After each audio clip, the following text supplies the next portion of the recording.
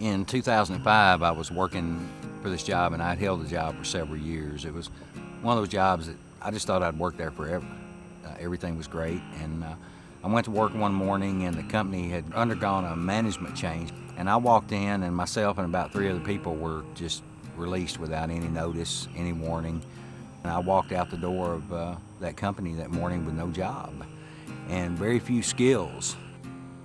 I'm Scotty Rushing. I'm 47 years old, and I'm from Coshada, Louisiana. I was raising my 13-year-old daughter by myself at the time, and within a short period of time, about 6 months, the unemployment benefits were gone, and very hard to find work in that economy, and we were homeless. I was forced to live in my car for about 6 or 7 months, and days on end with little or nothing to eat. I had to find parking garages or rest areas where I could park to sleep. There were days when I thought this wasn't going to end. One of the saddest things about that was I had to let my daughter go back to live with her mother, and that was heartbreaking for me. One of the saddest times of my life was to have to put her on a plane. One of my few possessions that I had left was this old tattered copy of Henry David Thoreau's book, Walden. And there was a passage in Thoreau's book that really resonated with me. Thoreau wrote, "I am convinced of no greater fact than man's unquestionable ability to elevate himself by conscious endeavor."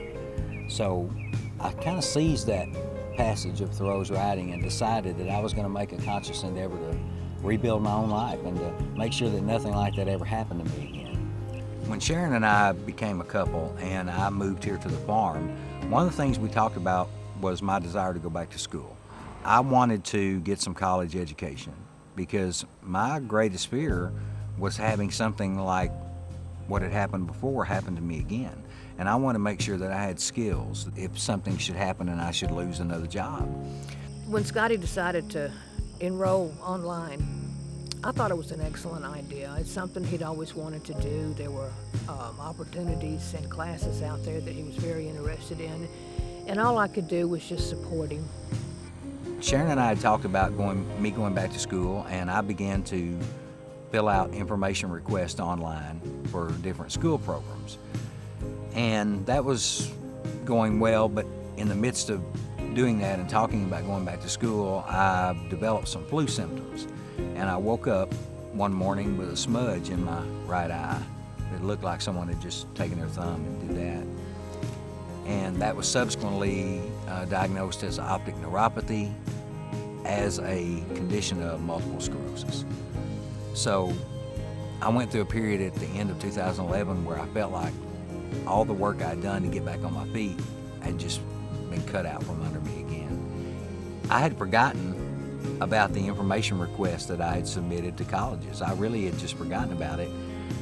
And in 2012, on New Year's Eve, Sharon and I were preparing to celebrate, and my phone rang. And I typically don't answer my phone unless I know who's calling. But for some reason, I did answer the phone that day, and that phone call changed my entire life. The lady on the other end says, "My name is Terry Marlowe, and I'm calling on behalf of Florida Tech." I think Terry was the first person that ever told me, "You can do this. You can accomplish what you're out to accomplish. We're going to help you succeed," and I believe in you.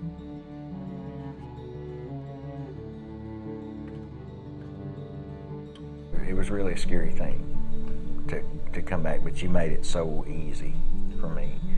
I always felt you were invested in me and as a person, you know, not just as a student, but as a person.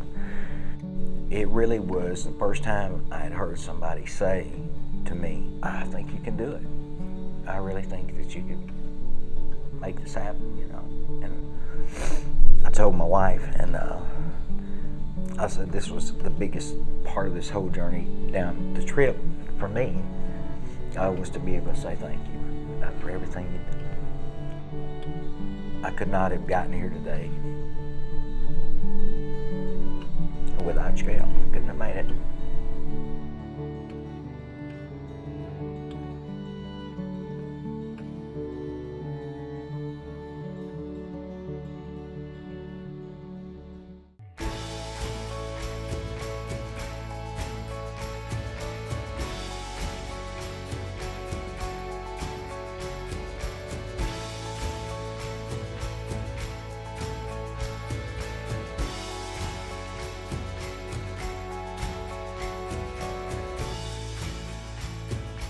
Having that degree increases the confidence and makes me a better writer, because now when I get a difficult writing assignment, I look at it and I say, well, you know, I've done some pretty difficult stuff in college, so this doesn't intimidate me at all.